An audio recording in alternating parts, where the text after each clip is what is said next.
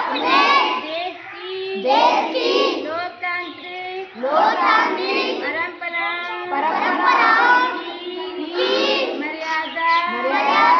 को बनाए रखेंगे तथा स्वतंत्र निष्पक्ष एवं शांतिपूर्ण निर्वाचन की गरिमा को अक्षुण्ण रखते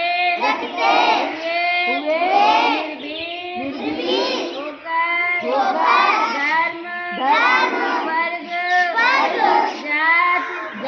समुदाय भाषा अथवा अन्य